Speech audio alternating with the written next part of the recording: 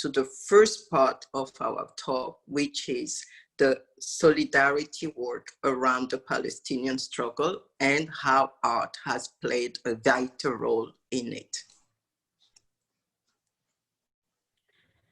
Thank you very much, Koyo. Thank you to the beautiful Zeitz MOCAA team. My connection is unstable. I'm in Berlin, but I have a terrible connection. So I hope we don't have problems. I want to talk about one aspect of Past is Quiet, the research project, exhibition and book that I accomplished with Christine Khoury. What I've done is, so the research for the project, with the project, has taken place over 10 years. We've had several different editions of the exhibition. And throughout, we have collected images, documents, all sorts of posters, all sorts of things. I have compiled some images to share with you, just in the background. They probably tell a narrative that is, or they will evoke things that are much more complex than what I will be saying. But that is the nature of research-based archival exhibitions.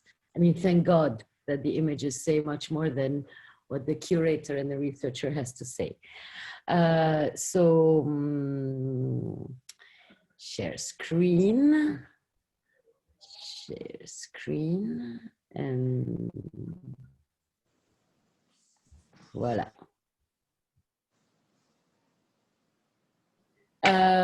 Past is Quiet, a project that started when Christine and I found a catalog of an exhibition in Beirut, an international exhibition of art for the Palestinian people.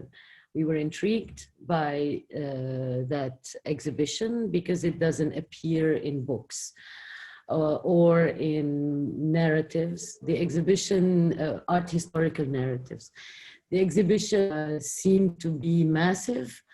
The scale scope was huge, 200 artwork from all over the world, from 30 different countries.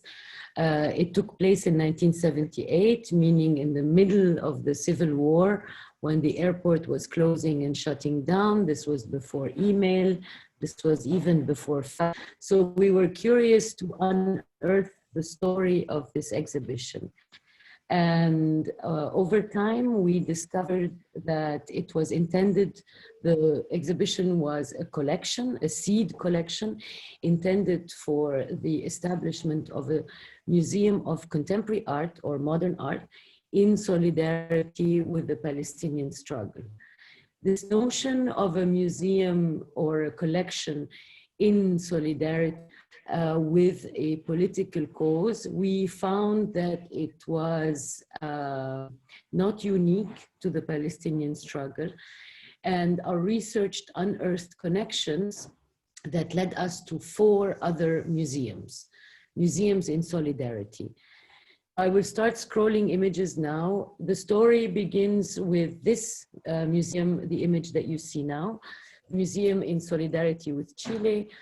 Basically a museum that was established under Salvador Allende with the help of a Brazilian art critic and art historian, seminal guy, Mario Pedrosa, also one of the founders of the Party of Workers, of the Workers' Party in Brazil, that, you know, he held the card number 1 and Lula was number 3, I think. So whenever an art historian and a curator establishes a political party, sometimes it works. Anyway, so the story of the museum in solidarity with Chile, Salvador Allende led us to other stories.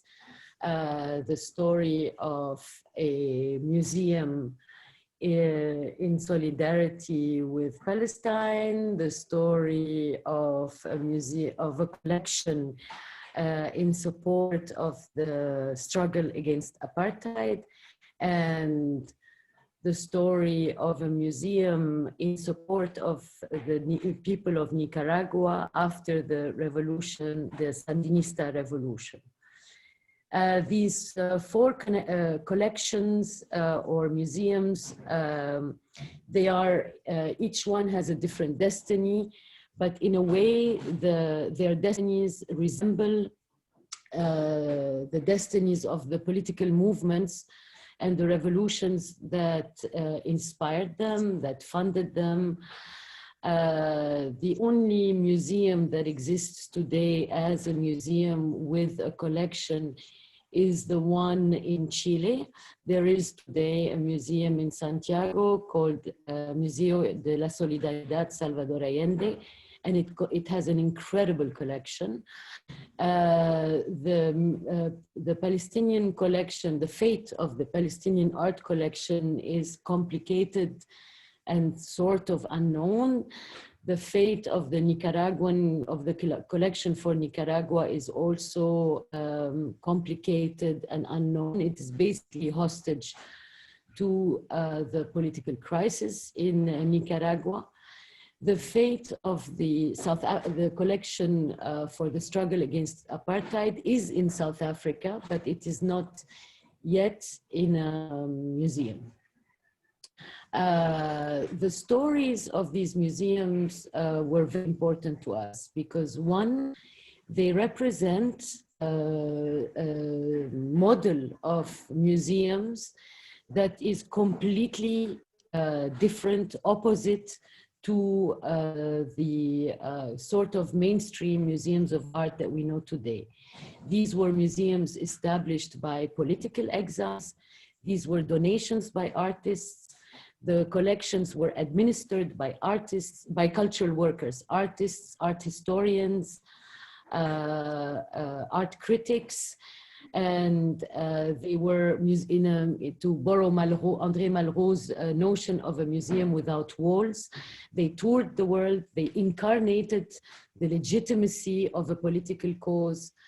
And so basically they have no connection to, they don't incarnate the deployment of a state power. They are not the outcome of accumulation of wealth, of exploitation of human beings, slavery, or of the exploitation of other natural resources. They are the beautiful outcome of networks of artists that basically believed that art belonged in public spaces, in spaces not dedicated to art, that art's mission was to participate in the transformation of society, and by militants who could not imagine their political struggle, the legitimacy of their cause without the contribution of artists. That's the most important thing to retain from these solidarity collections.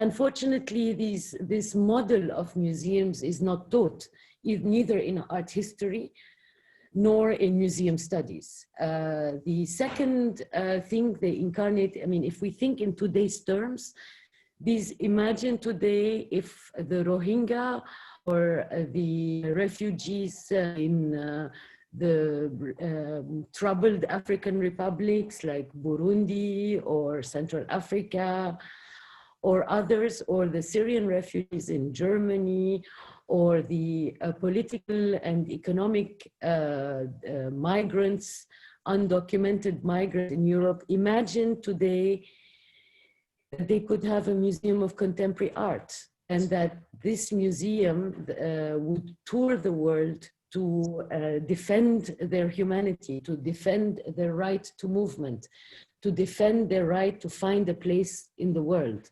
It's almost unthinkable, although a lot of contemporary artists are political and are profoundly engaged and do displace solidarity, the idea of them mobilizing a collection and administering the transfer and the travel of this collection throughout the world is unthinkable. I want to just go back to three things that stayed with me and that sort of intersect with this project of ours, Past is Quiet. Françoise Vergès mentioned the word love when she talked about solidarity. And these networks are networks of artists that were moved by something that is not love, but in the classical sense, but that is very close to empathy. Their subjectivity was a subjectivity that inscribed itself in the world, that saw its well-being connected to the well-being of the Vietnamese people struggling against American occupation, that their well-being was dependent on the end of the apartheid regime. Their well-being was connected to the freedom of the right of Palestinians to have self-determination. Frida Ekoto said that we are only writing our history now. And I think Past is Quiet was one of the things that I love about this project is that we started with an exhibition about Palestine, for Palestine, organized by Palestinians and others. And we ended up unearthing the history of the Chilean people's struggle, the struggle against apartheid, the struggle for liberation of the Nicaraguan people. Therefore, we felt that we were writing history, an unwritten history, based on oral testimonies, based on private archives that don't have a space in institutions at this moment, and starting from Palestine. We were not starting from Paris, we were not starting from New York. We were uncovering this recent but very distant past, institutionally different or canonically distant past, from the point of departure of Palestine. And that's something that felt extremely emancipating for me. The third point is that throughout the research, we knew that we were talking about a moment in history that contained a lot of hope, where people believed they would change it, or at least make it better. Where they did a lot of sacrifices, a lot of their private time was dedicated to struggles. And we were asking all of our to hearken back to this moment from this present that has so a lot of defeat, that is mired in wounds, that is fractured. And so we were in this dark moment of the present, we were asking them to look back at a moment when they had hope. And one of the easiest traps is nostalgia. And one of the best cures against nostalgia was Achille Mbembe's text on the post-colony. That asks really important questions. We did not go as far as Tuân's brilliance to use fiction. We maintained our position as researchers, writers, and curators. We wrote what we believe, or what we decided to call a speculative history. When we were dealing with wounds, when we were dealing with oral testimony that could not fact check, when we were dealing with reviving old vicissitudes, unresolved issues between people who have accepted to be not written in history as the main protagonists who ran the risk of being forgotten, but somehow suturing this wounded history. I mean, besides the fact that it felt great, I think it proposes, it asks questions about solidarity today. I think that's all that what I will say for the moment. Yeah, that's, and yeah. Thank you so much, Rasha. This is beautiful. And I think that we will get back to, there are key points. I mean, you mentioned fiction, which is fundamental. You mentioned memory, and which are also things, I mean, elements of thinking and elements of work that you will hear and understand now from Tuan's presentation. I also think that this particular, I mean, the Palestinian struggle, which is still ongoing and which has sparked and continued to spark so much concern and so much engagement in many different ways. It's interesting that what Tuan will present now from the Vietnamese struggle and how all these struggles are intertwined. I mean, you mentioned for the collections in exile, I mean, there is a whole story of the apartheid collections also, or anti-apartheid collections, I should rather say, where art has been instrumental in galvanizing support, in galvanizing spirits, and so on. So it is really beautiful. I hand over to Tuan, please. Thank you, Koyo. Thank you, Rasha. That was beautiful. I think we have a lot to talk about, and I feel like today will not be enough time for us to kind of put our brains together, but I feel a lot of overlap in what you're talking about and what I'm hoping to be able to articulate today. But first of all, thank you, Koyo, for having me and for putting me into this already beautiful conversation with Rasha. Thank you to the Zeitz MOCAA team for such a big effort for such an important event. It's a big honor for me to be here, and I feel very, very humbled in the midst of it all. Okay, I'm gonna start my presentation.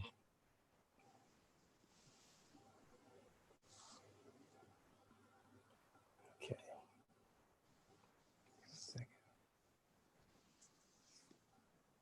Is my presentation going right now? Yes. Do you see a white? Okay. Yes.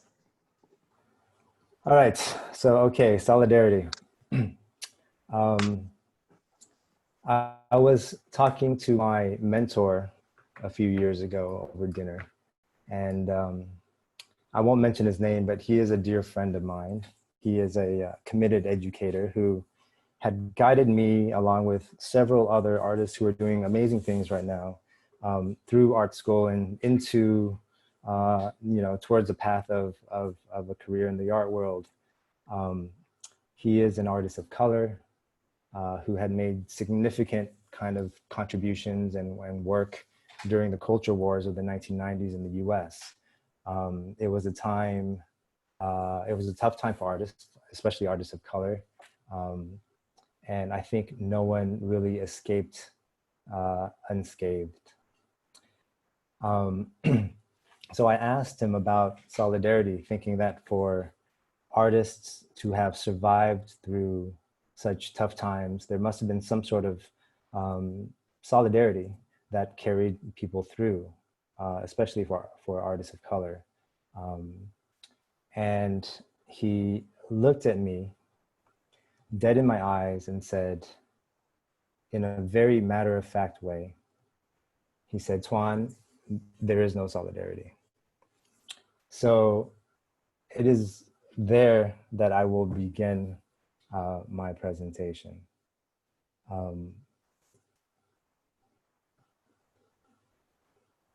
I'm actually unsure if my presentation is showing right now, but so it's showing very well, Tuấn. Okay, great.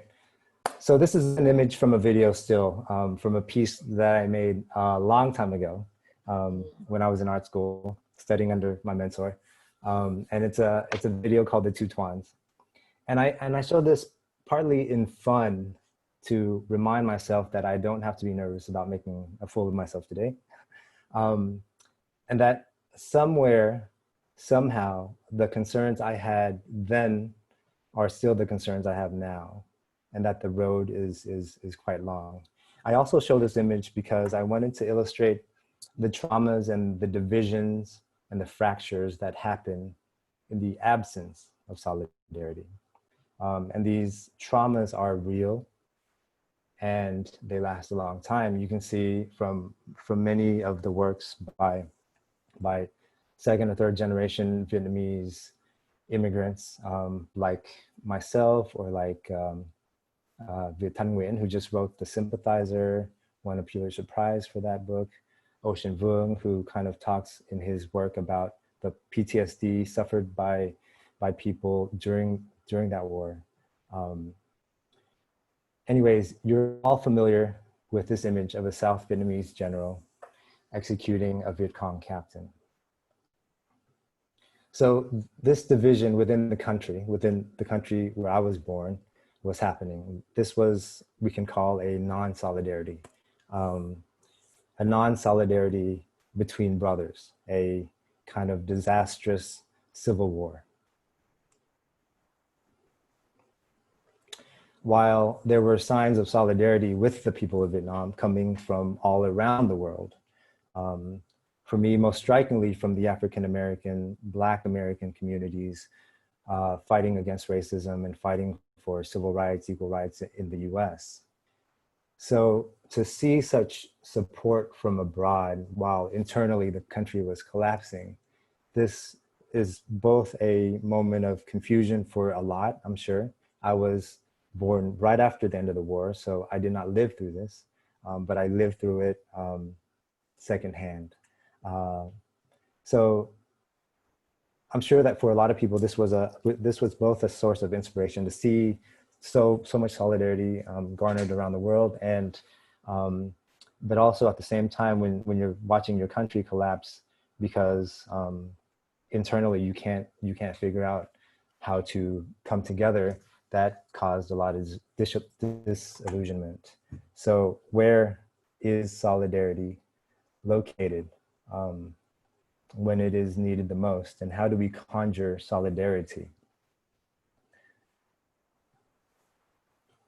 I go back 20 years before the end of the Vietnam War, the end of the American war in Vietnam, to something that Frantz Fanon calls the beginning of the end of colonialism. This is the Battle of Dien Bien Phu, the final battle of the Vietnamese against the French in 1954. This image here is General Vo Nguyen Giap speaking to a group of prisoners, war prisoners, that are obviously, as you can see, I hope you can see it, not from Europe, but from different parts of Africa.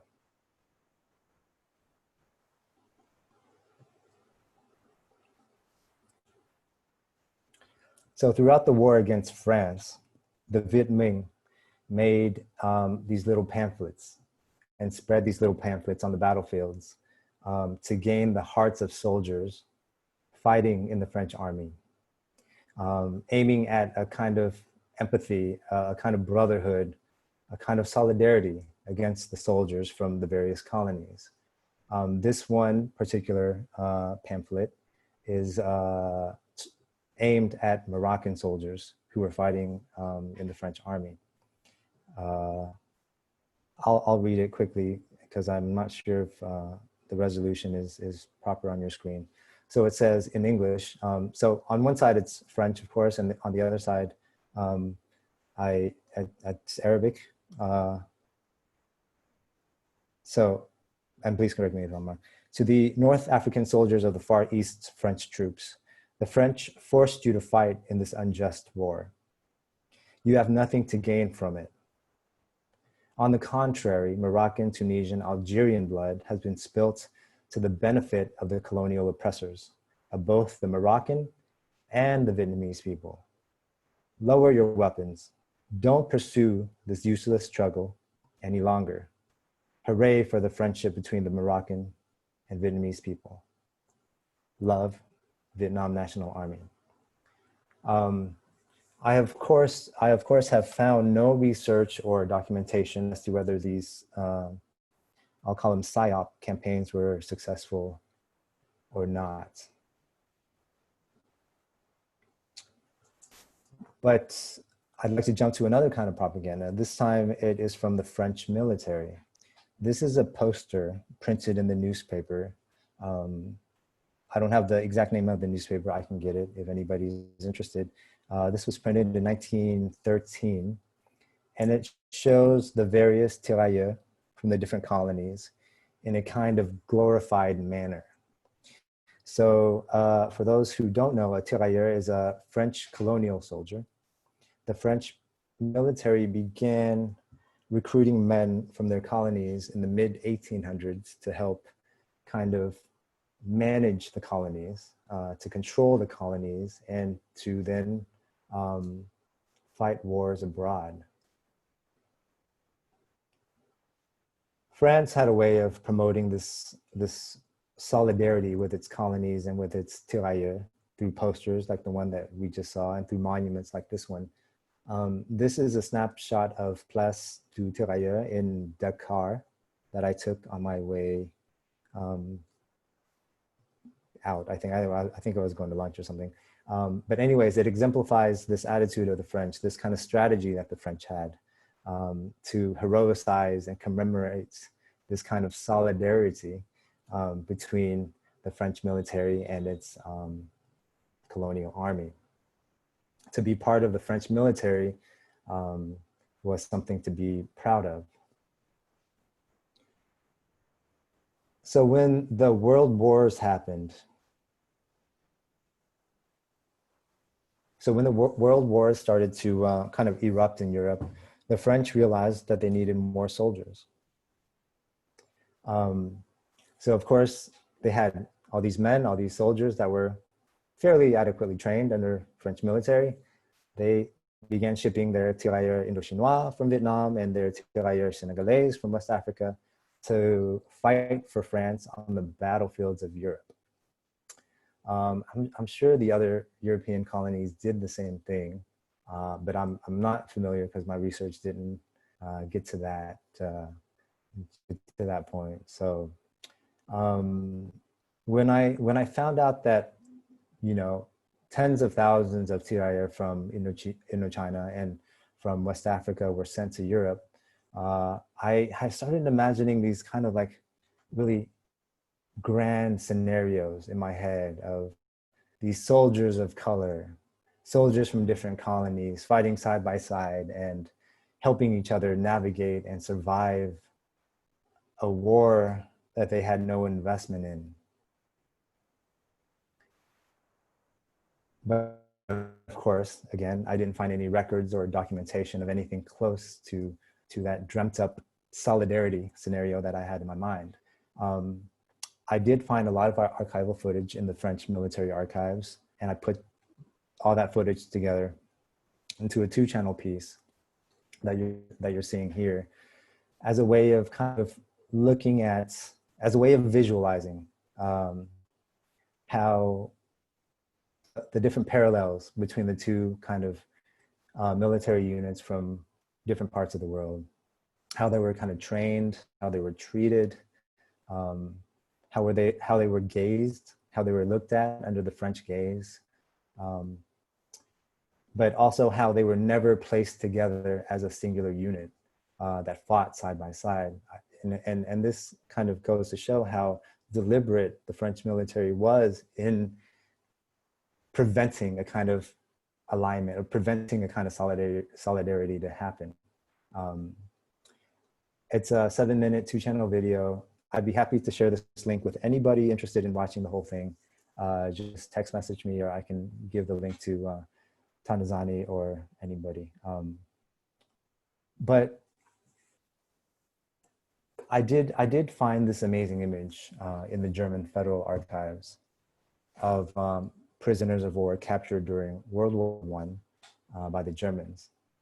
So I think this is an image taken by the German army. It says that it was taken in 1917. For me, it's such a fascinating image. As you can see, the various soldiers kind of funnily together in one image, in one space that is not French propaganda. If you look closely, you'll see that the different soldiers are noted, where they're from. So you have a Senegalese soldier, Ghanaian soldier, et cetera, et cetera. Annam is the southern part of Indochina, and on and on. And the other thing that's so striking to me is that it kind of looks like a men's fashion magazine photo spread. You know, we can't be sure how set up these images are, but I think it's kind of sexy. And there's an aura to these men that show a kind of a comfort amongst one another, even though none of them are looking at each other. Okay, so we fast forward again about 30 or so years when the uprising against the French began to take place in Vietnam. The French began sending tirailleurs from North and West Africa to Southeast Asia to squash the revolution. Excuse me. So imagine 30 years before, tirailleurs from West Africa and from Southeast Asia were fighting for France, and then suddenly one group is sent to squash the rebellion of the other. This is a still from a film called Indochine, Traces of a Mother, by Benin-born director named Idrisu Mora Pampai.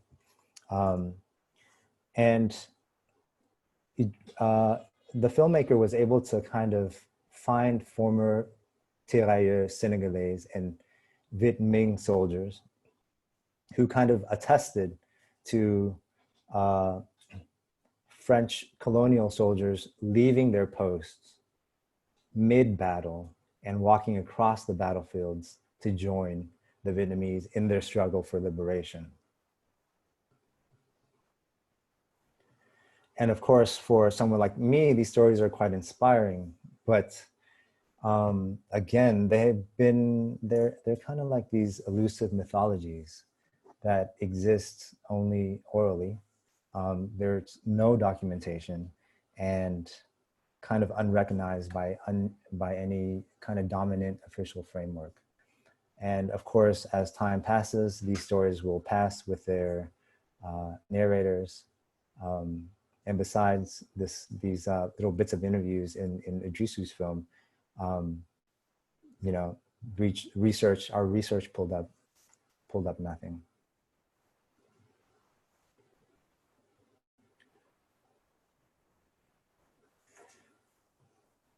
But in my failure to find battlefield solidarities, I found another type of alliance, another type of solidarity, if you will. I found a community that have come out of that moment of war and have, for the most part, you know, created these solidarities and found these various solidarities between and amongst themselves against many difficult odds over 60,000 tirailleurs Senegalese. And tirailleurs Senegalese is just an umbrella term for all of the West African kind of colonies, soldiers from the West African colonies who were shipped to Vietnam. Many of them had relations in Vietnam. Some had wives, and many, many more had children.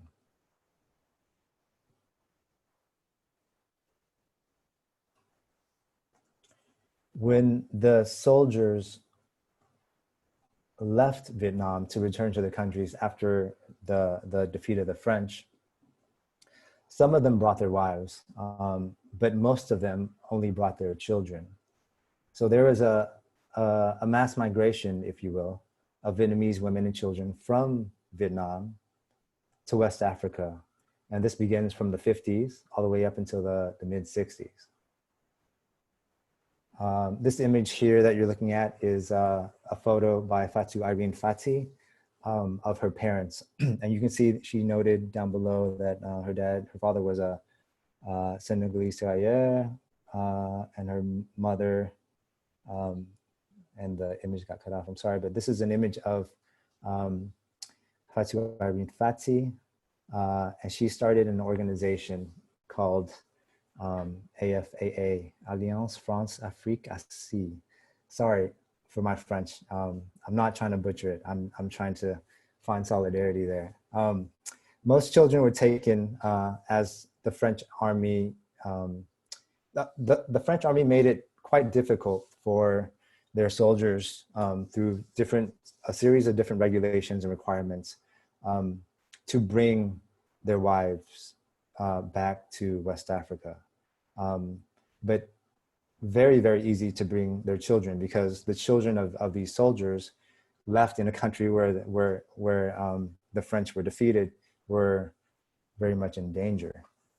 And maybe many of the soldiers didn't want to bring their partners or the mother of their children back to West Africa. Anyways, we don't know. I ended up working,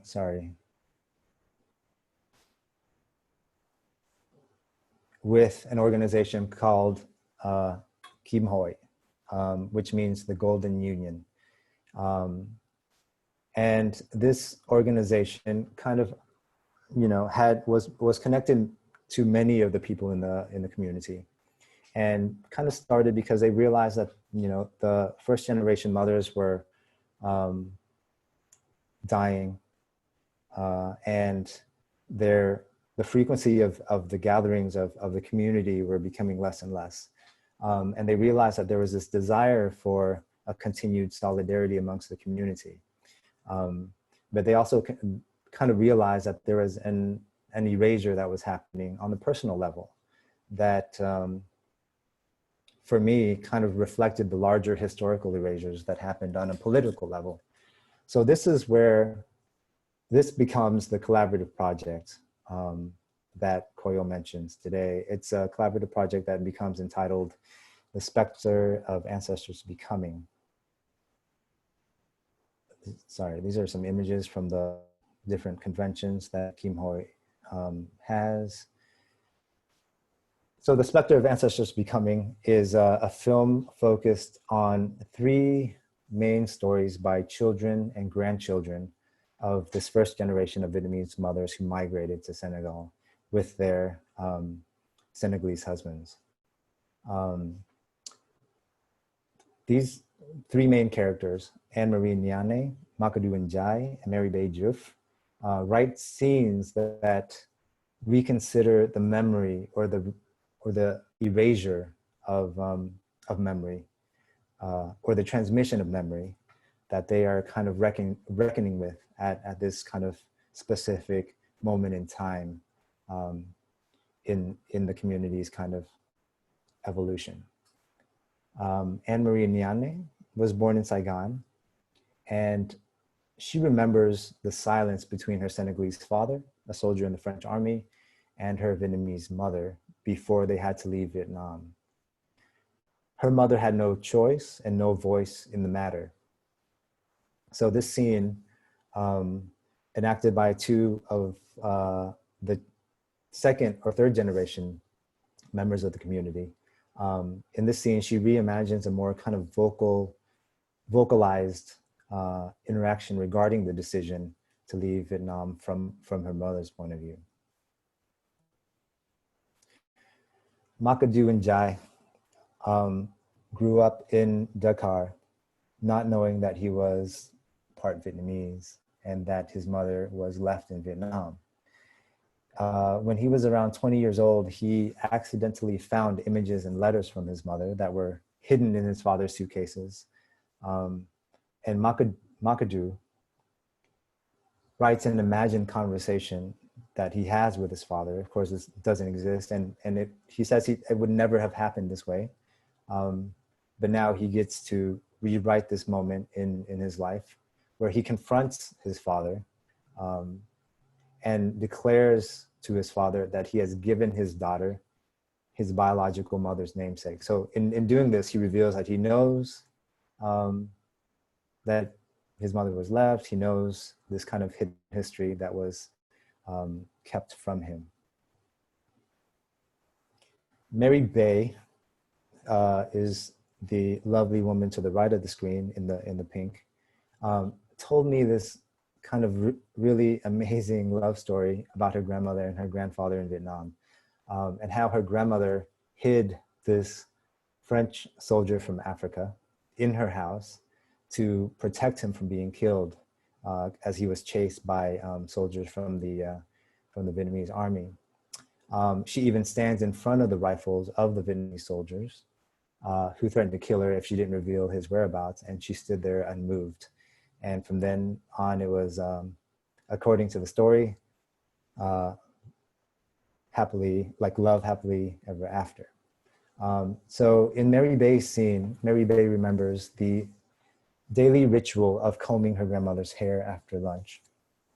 Her grandmother would speak very rarely about her past. So for her, Indochine or Vietnam was a far distant memory. And as a poet, Mary Bay, she imagines a conversation that kind of, this really beautiful conversation actually, that kind of traverses time and space and kind of considers the idea of reincarnation and solidarity as an interweaving kind of mechanism. So the project takes the form of a 4-channel video installation, and it was first shown at the Sharjah Biennial in 2019. And I have to kind of take a moment to kind of thank Zoe and Sharjah Art Biennial for commissioning this work. Also SF MoMA for supporting the work, but I gotta also send a big shout out to Raw Material Company for a lot of help in researching this project. And Koyo, you knew many people in this community for a very long time before that. So, I mean, I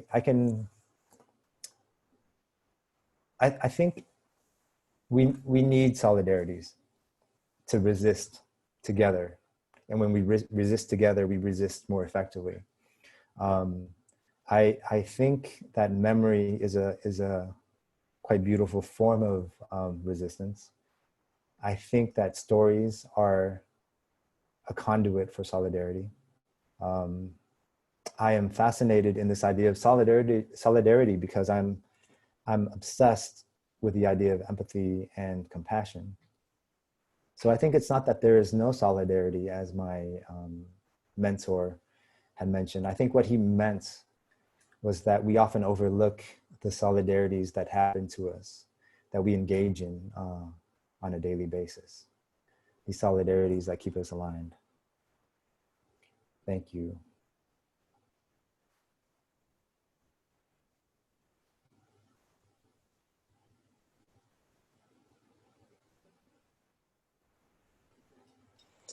Thank you so much, Tuấn, for this beautiful kind of introduction into your research and into the work that the audience will have the opportunity to see in full right after our conversation.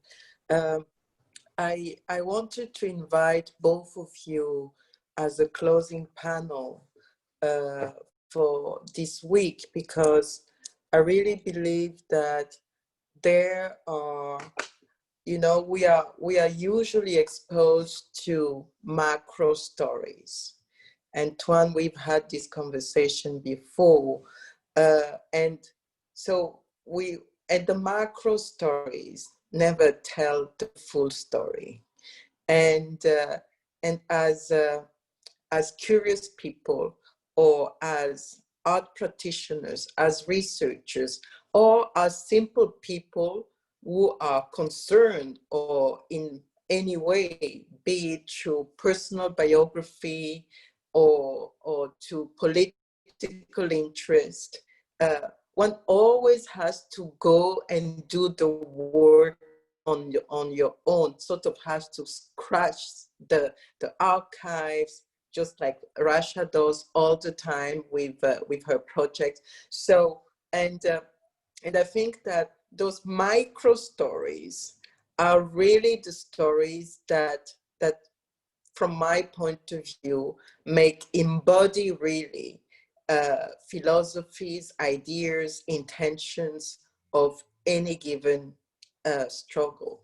So with that in mind, and also the idea that memory is a form of resistance, and I tend to believe that the erasure or the silencing of those micro stories is also part of an exercise of, you know,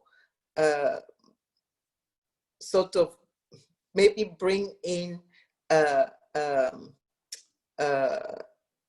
comment on dit oublier, forget to forgetting, and the idea that remembering, even in the very form of the name, to remember, to put members and body into something, is, as you said, an act of resistance. So my question, I guess my question to both of you, and any one of you can run with it, is how do you see the work of memory from an artistic practice point of view, in sort of unearthing all these stories? And how do you see them working in the field of course, of art, but generally in the public sphere, as a method of really nailing down, putting a marker on stories that are untold? Do you guys hear me? Or does that, or my question doesn't make sense at all? No, it makes perfect sense. There's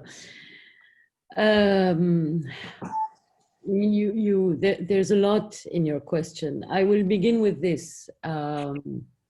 So, you know, if we consider the 20th century to be the century of nationalism and of the nation state,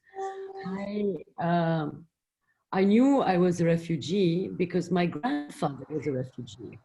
And even though eventually my father had a passport of sorts, it was a ruse, it was a stratagem.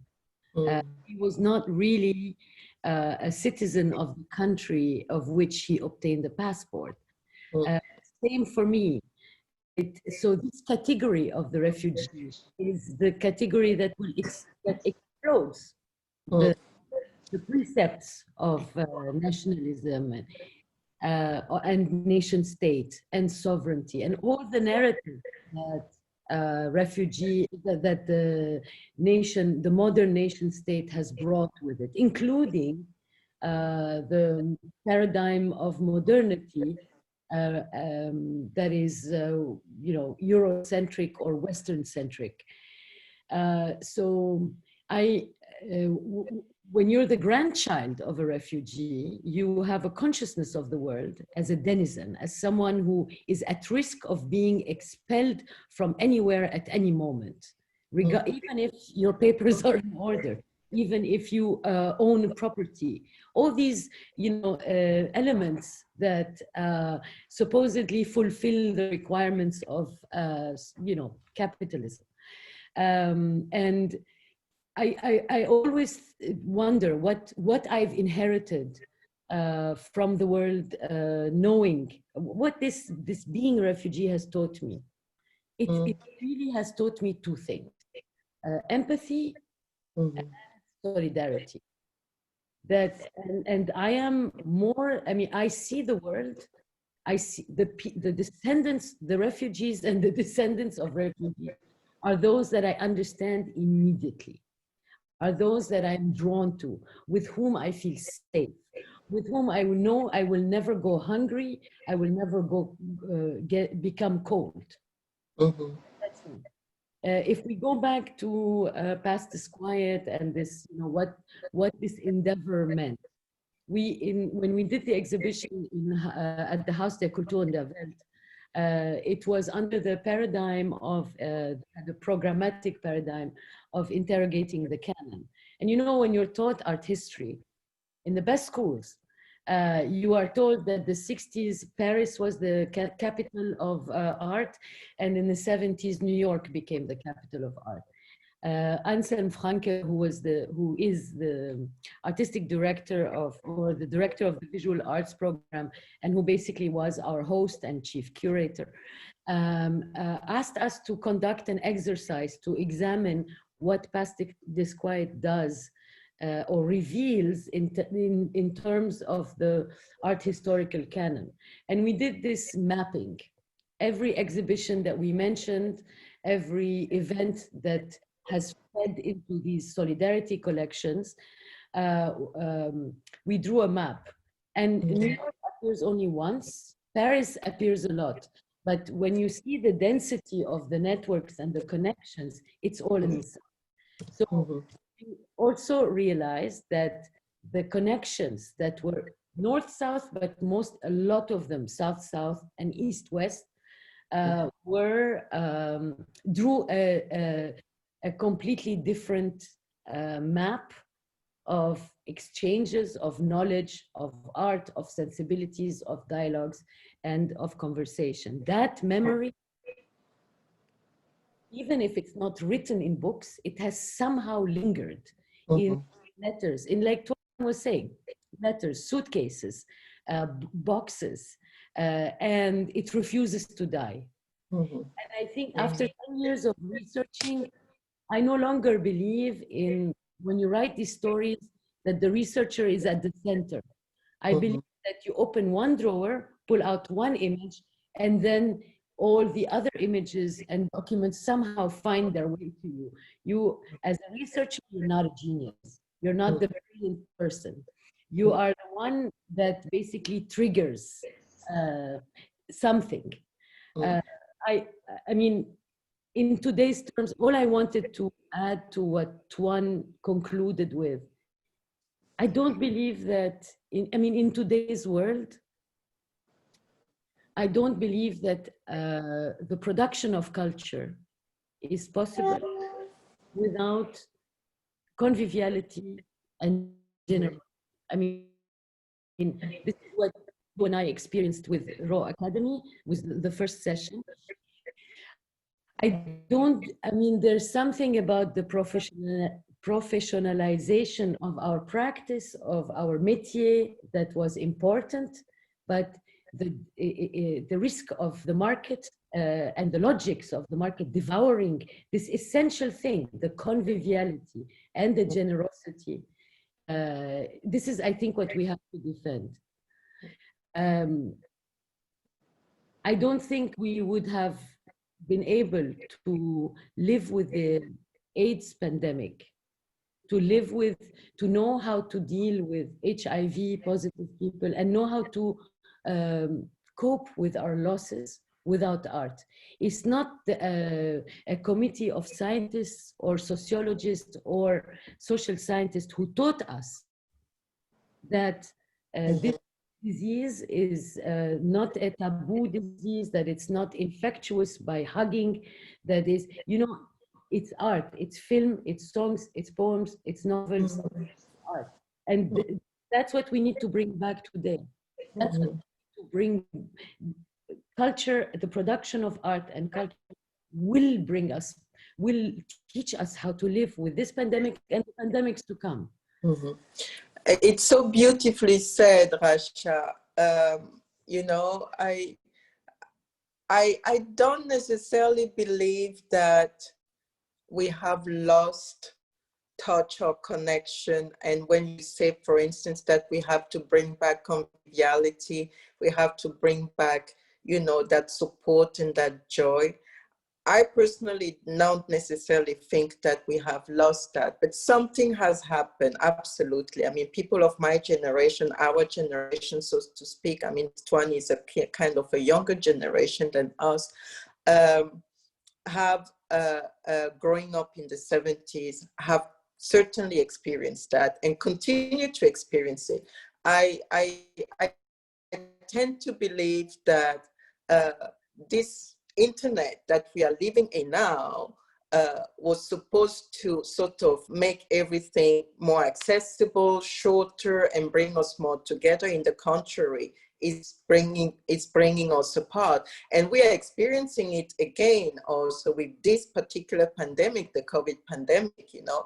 I mean, one of the many things that when you talk to people, what they mention about what they experienced during this time that is very weird for everyone in many ways, is that the sense of losing physicality. Of course, and all these activities of solidarity, I mean, in the Palestinian struggle, in the Vietnamese struggle, in the struggle for liberation for the for the continent, a lot happened also through gathering, you know, bringing people together, bringing minds together. So, which leads me to ask you, Tuấn, which also, of course, in the works that you both do, has this element of nostalgia, you know, and memory and solidarity as a space of hope. Tuấn, can you say something about that in relation to your research, and particularly in relation to the specters of ancestors becoming? Yeah, I mean, you know, I'm at odds with this word nostalgia. I think I'm not quite sure if it's on my side, but I do think that the past is malleable, especially past that are, you know, dark voids of absence and, you know, that have been kind of taken away, or that have not been recorded or documented by the dominant culture. I think about transmission often. And, you know, when you were mentioning how do we kind of put a nail on these stories in the public sphere, I think for me, my first audience are the communities I'm working with, because I'm then allowed to kind of create circumstances for these kind of moments of transition to be captured in a medium that otherwise would not have been captured in. So, and transmission is extremely important. And I think that, as I was saying, the past is malleable. And I was thinking much about a comment made by one of the speakers, I think it was Bonaventure on day 2, where he asks, how solid is the solid in solidarity? And I think that's quite an amazing question to be put out on the table.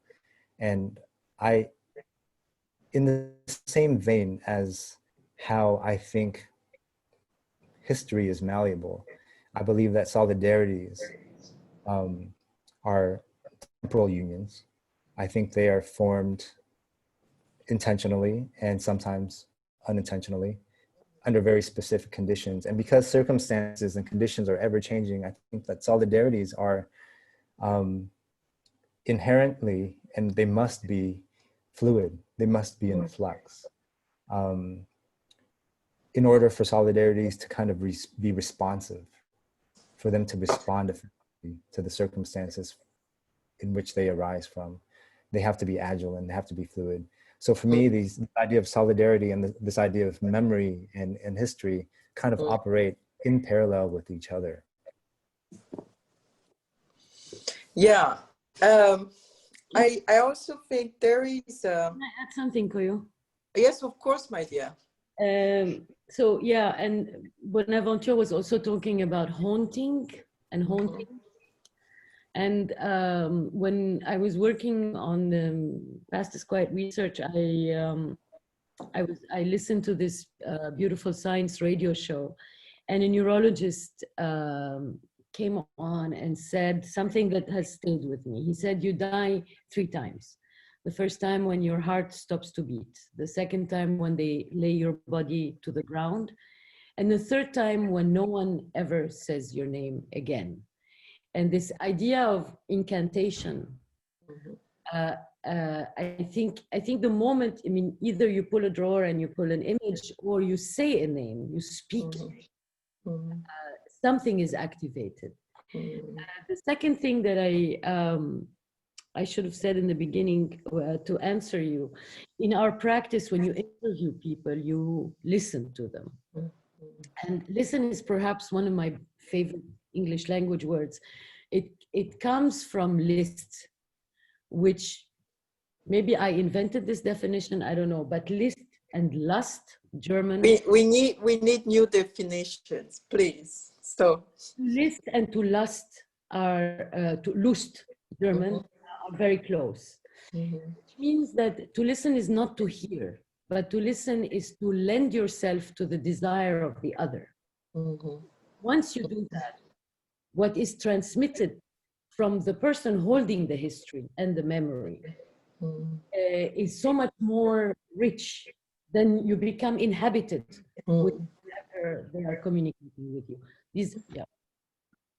It's so beautiful. I mean, it's really. I mean, you can when you play it in French, écouter, entendre. It's really not the same thing. I mean, you can hear some. It's like hear and listen. You know, I mean, you can hear but not necessarily listen, because the listening sort of implies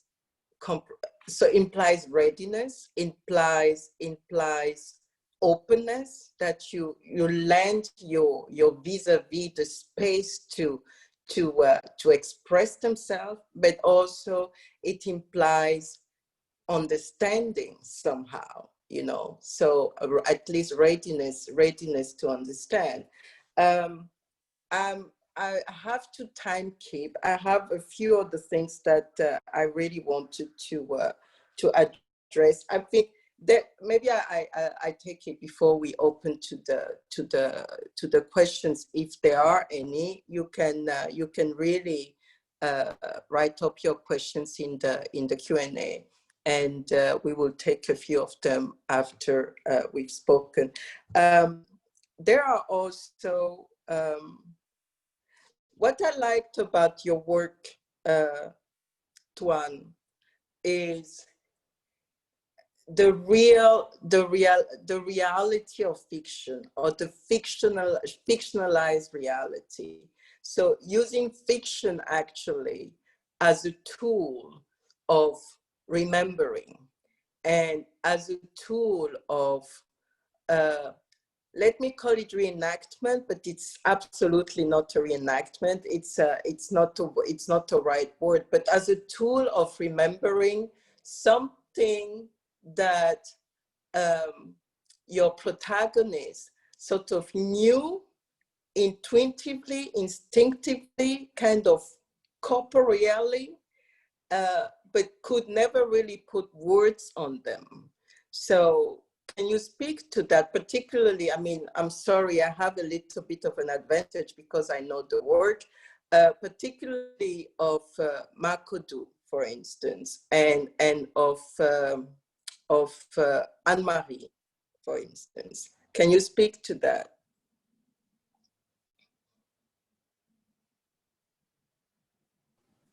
I will try to speak to that. You know, I think there are things that we lose, both historically and personally, in context of migration. The MOCAA story is a story of migration.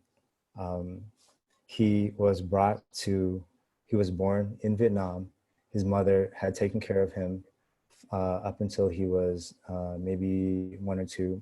I have to kind of refresh my memory. And then he was sent to Senegal to be with his father because he got sick, and there was no medical care in Vietnam that could kind of, you know, make sure he was safe. So that decision by his mother was a tough one. But this idea of post-memory here, I think is quite interesting. He talks about knowing something was up, even though he didn't know what was up. There was no proof, but he speaks about this feeling he has in his body, in his bones, as he was growing up. And MOCAA is a really kind of amazing character because he puts himself into spaces where he has to kind of face the things that he feels that he has lost. Actually, I think this might be a kind of interesting time to kind of read you a message that MOCAA sent me. He says, he wrote me a message after we had kind of come back from Senegal. He says, Tuấn, dear Tuấn, I received a copy of the interview that you did and very much appreciated your work. Thank you, especially for giving me the opportunity to listen to myself, to listen to MOCAA, and to share once again my own history with myself, and to realize the happiness I feel being sad. This opportunity you are giving me is a gesture of solidarity that I wish to magnify, and I will never forget these moments that we shared. Thank you all. So I think there's something in how he approaches the past that he always felt needed to be changed.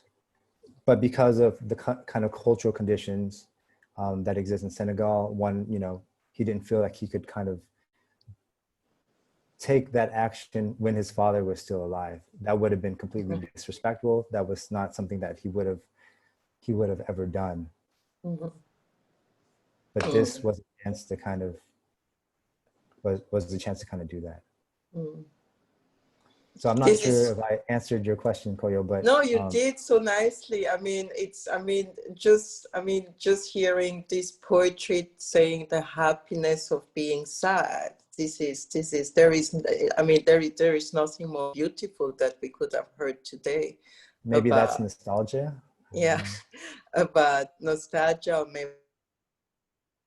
memory, and I also think that both of your work, these two projects particularly, also bring together the resewing of fractures, and the restitching of stories and of essential stories that really bring more, let me say, more fullness or more body to the entire narrative, So, very few people know about how solidary all these struggles were, that the Vietnamese fighters and freedom fighters were training the Palestinian and the Algerian in the independence war. How, for instance, this beautiful story about during the Indochina war itself, how the Vietnamese freedom fighters and soldiers were trying to, and did succeed in winning over some of the tirailleurs, and how all these wars also inspired the whole liberation movements that started post-war on the continent. So it is really incredible. Before I open to a few of the questions, Rasha, would you like to say something to that?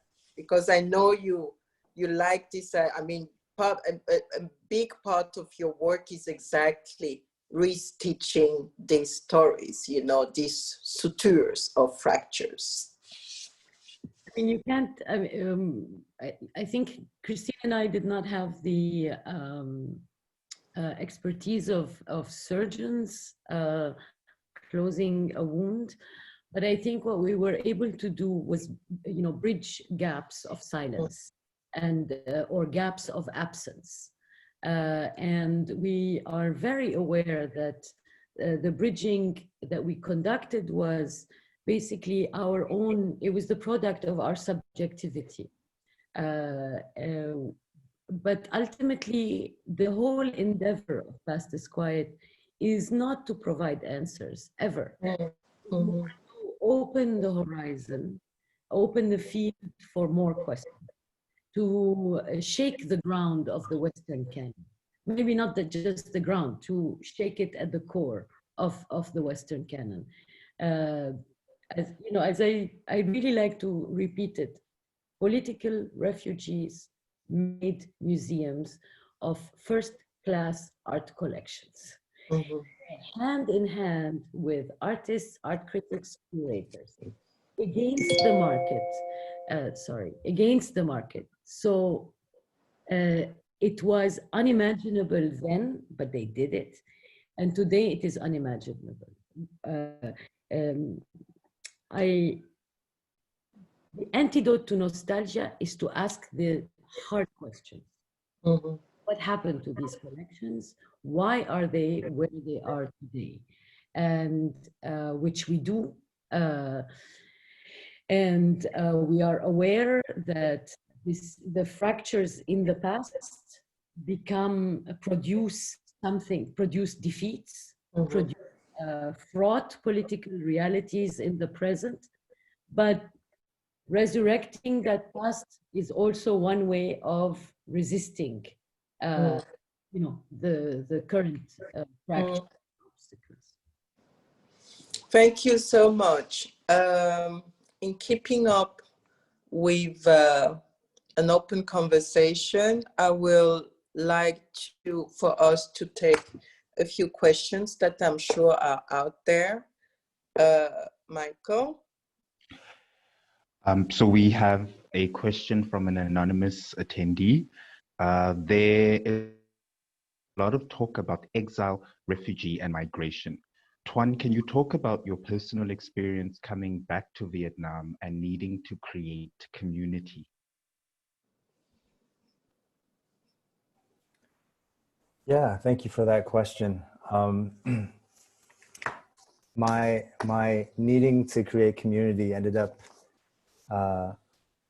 having me co-found a collective called the Propeller Group, and co-found a not-for-profit artist-run space called San Art.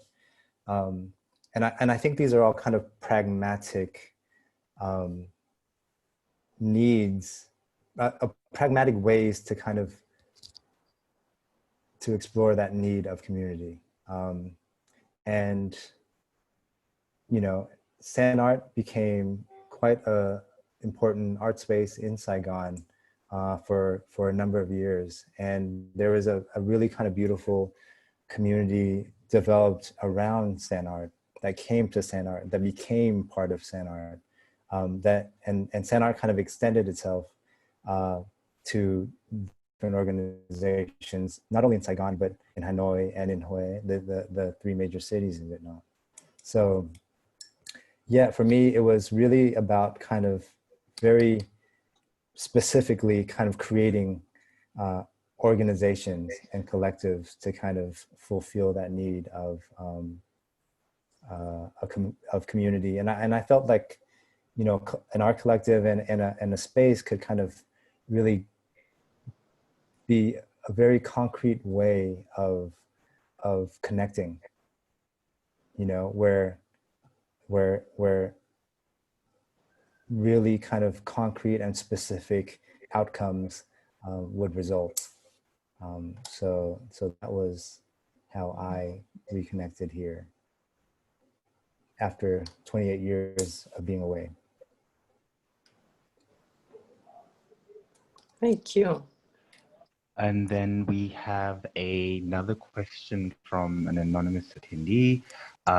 Thank you for this beautiful talk. I want to ask, how do these historical solidarities or memories of solidarity explored in your works speak today? What is the base of solidarity today amongst whom and located in what sites? How do we proceed with solidarity beyond an abstract notion from your perspectives? I think that's to both panelists. Well, if I may say something before you both reply, I don't think there is any abstraction in anything that Tuấn and Rasha have presented today. On the contrary, these are very real stories and very clear acts of engagement, acts of solidarity, acts of, you know, working against forgetting. And I sort of hear the question also from an angle where there is a tendency of thinking that solidarity has to be something extravagant or something extraordinary.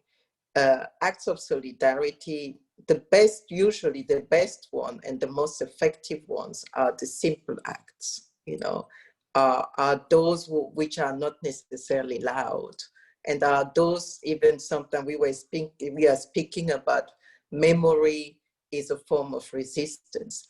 And in solidarity can also be those who are not necessarily even visible, because, and in linking to the idea of listening, it's where you really give yourself over to a cause or to a person, to a community, to what have you. So just to say that about, you know, this kind of call for how can it be more tangible, how can it be out of abstraction. It's absolutely not abstract. I don't know what you guys think. Yeah, I mean, the world is still like witnessing those that are sort of expelled from the system, the refugees and the political or economic refugees. But I think I think we should consider a new category, collateral damage. A lot of us are now simply collateral damage from the real estate subprime, you know, the people who lost their homes are the collateral damage of a big conspiracy from Wall Street. There are people who are collateral damage of climate change, of the ocean rising, of etc.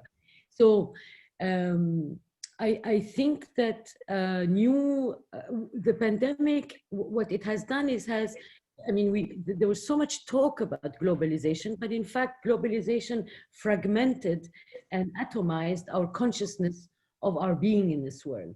And pandemic has reminded us that we are really connected. Wuhan is really not far, and it can actually affect our lives. So this opportunity of sort of meaning that the earth is flat in the most progressive way, I think should be the basis for us relating to each other in an entirely different way.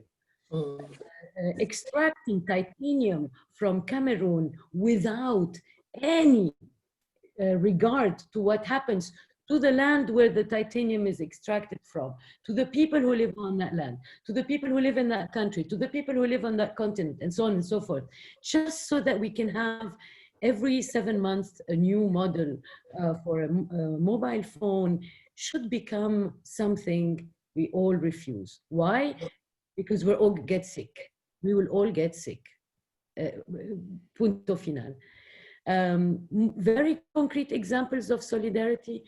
Earlier in the fall of 2019, there was a very popular insurgency in Lebanon, and I happened to be there. At the same time, there was a popular insurgency in Chile, and there was one in Hong Kong.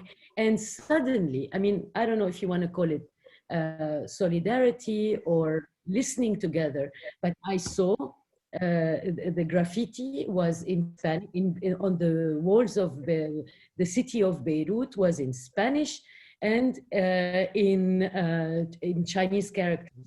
I don't know if they were, whether it was Mandarin or Cantonese, but the point is that people at that moment felt we are fighting the Lebanese system, but we're also fighting a global system of global values that we are collateral damage. So beautiful. Thank you so much, Rasha. We can take one last question from the Q&A feed before we close this panel and go to closing remarks. Michael? Thinking about solidarity as agile or responsive to the circumstances out of which it arises, I'm curious what the panelists have to say about differing experiences with solidarity. In other words, that one group may believe that solidarity is possible in a particular moment, while another group may experience certain acts intended to be made in solidarity as a kind of usurping or taking over of a cause that is not theirs to be a part of.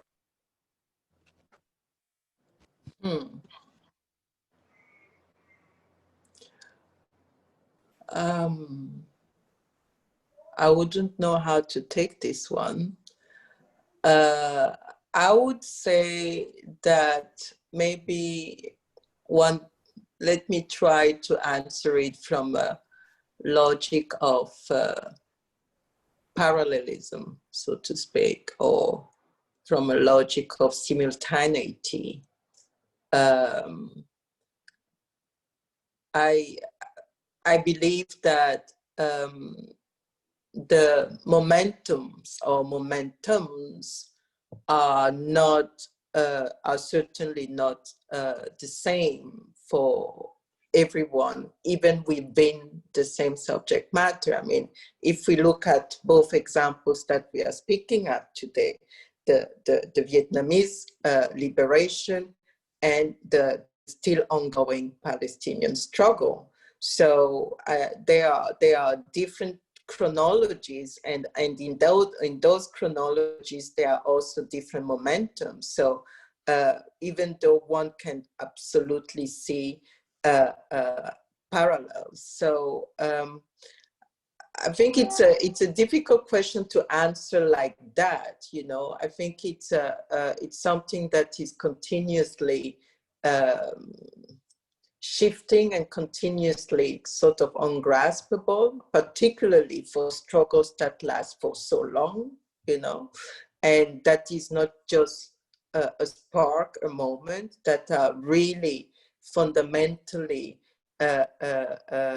during in time, and within that time, of course, also dig deep into the conscience of the people who are concerned, be them the direct people who are concerned or people who come in support, in solidarity. So I think that simultaneity and parallelism are also anachronic sometimes. So which is I think it's maybe the lifespan also of any given struggle. This is what I would say to that, but my colleagues are here. It's also to all of us. I mean, I think solidarities are formed because they must serve a purpose, because they're useful at a given point in time. And that there's a kind of urgency embedded in the solidarities that are formed. But I think it's also dangerous to kind of romanticize the notions of solidarity, because I think it becomes too superficial, and I think it could lead to kind of misunderstandings of how real relations, real relationships, real relationship building could lead to real effect, like real protection, real care, real nurture. And I think, you know, solidarities fail. They do. And, you know, if we begin to kind of hold on to solidarities as if they were, you know, these like big blocks of stone or big kind of bronze monuments, then we kind of fall and sink along with those moments of solidarity that have fallen. And I do think that, you know, solidarities dissipate, they fade, they transform into other things, like other alliances, like friendships, me and you, familial relationships, or sometimes just a group photo that hangs on your wall, and that's it, you know. But yeah, I think there's a danger in kind of romanticizing the notion of solidarity. Yes, I totally agree with you. And these are conversations we've had in preparing this summit, and also using the term radical and solidarity. These are conversations we've had as to really, you know, bring it back to simple gestures, but simple but essential gestures, as you say, nurturing, relationship, you know, a photo on the wall, mentioning a name, talking of an idea or of a matter or of a person in a caring way, you know, participate in the effort of protection and healing and giving. So yeah, Rasha.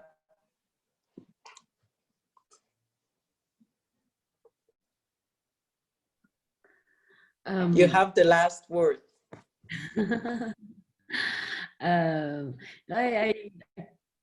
I have nothing to add to what Tuấn said. He said it so beautifully. I think it's fine, you know, one must accept that solidarities will evaporate, dissipate, solidify. They are, I mean, they are both, there is solid in them for sure, but they are also immaterial. They are also about connections, whether they end up with friendships by producing friendships, or just neighborhoods, I don't know, but sometimes they also produce toxicity. I mean, maybe when they outlive their purpose and they are maintained artificially. The point is that they are, I think what is to be, what we need to keep in mind is, because they are against the logic that has prevailed at least since the 1980s, that it's like every man for himself, and that man is, you know, by nature voracious and individualistic, etc. So the reason we are, I mean, that model that was at the core of the neoliberal creed, I think that's what we're bumping up. That's what we brand against it when we say solidarity, that it's not true, that we really matter to each other, that our well-being is connected to the well-being of others, that we are capable of sacrificing private time, resources, to ensure that that well-being becomes a collective. I think that's why we are talking so much about solidarity, because the model that took over, that ended with the 19th, that has overruled our lives, is a model where we were told solidarity was silly, vacuous, pointless, was a top-down socialist program, that it was government enforced, and it's contrary to our nature. Now we know that the fittest were the most solidaric. They were not the most intelligent, or at least that intelligence produces solidarity. That the fittest who survived were the ones who knew how to live around in their living environment. Thank you so much. So it's not survival of the fittest, it's survival of all of us. I couldn't conclude this better. Thank you very much, Tuấn. We have to release you because it's very, very late in Saigon now, and you are a fresh father who already doesn't get enough sleep. So we send you off. Thank you very much. I just want to recommend to whoever stayed to watch his film. Yes, absolutely. Everyone who is in the room, please stay. You wouldn't want to miss to see this amazing work that we will show at 6, I think. Michael, that's right? That's correct, correct. Okay. Just right after my closing remark. Thank you very much, Tuấn. Thank you, Rasha, for your brilliance as usual, and for your generosity, legendary, to always reply present, as we say in French, to my gigs, to everything that we do together. And I see you all soon, and thank you very much for everybody. We will go over Rasha and Tuấn. You may leave us